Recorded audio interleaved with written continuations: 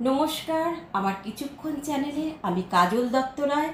আমি আজকে একটা কবিতা পড়ে শোনাচ্ছি কবিগুরু রবীন্দ্রনাথ ঠাকুরের সোজাসুজি। হৃদয় পানে হৃদয় টানে, নয়ন পানে নয়ন ছোটে, দুটি প্রাণীর কাহিনীটা এইটুকু বই নয়কো মোটে।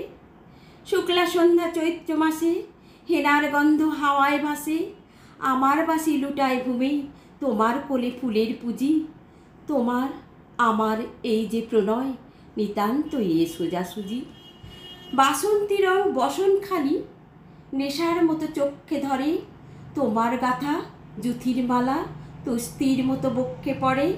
একটু দেয়া একটু রাখা, একটু প্রকাশ একটু ঢাকা, একটু হাসি একটু সরম, দুজনের এই বোঝাবুঝি। তোমার আমার এই যে প্রণয়, নিতান্ত এ সোজাসুজি। মধুর মাসে মিলন মাঝে মহান কোনো রহস্য নেই, অসীম কোনো অবোধ কথা যায় না বেঁধে মনে মনেই।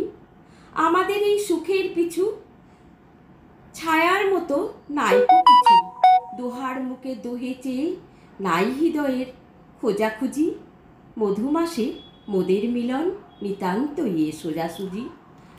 ভাষার মধ্যে তলিয়ে গিয়ে খুঁজিনে ভাই ভাষাতীত, আকাশ পানে বাহু তুলে চাহিনে ভাই আশাতীত।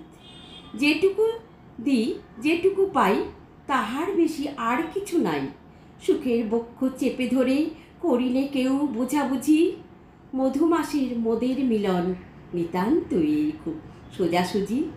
শুনেছিলু প্রেমের পাথর, নাইকো তাহার কোনো দিশা, শুনেছিলু প্রেমের মধ্যে অসীম ক্ষুধা, শুনেছিলু প্রেমের মধ্যে অসীম ক্ষুধা অসীম তৃষা।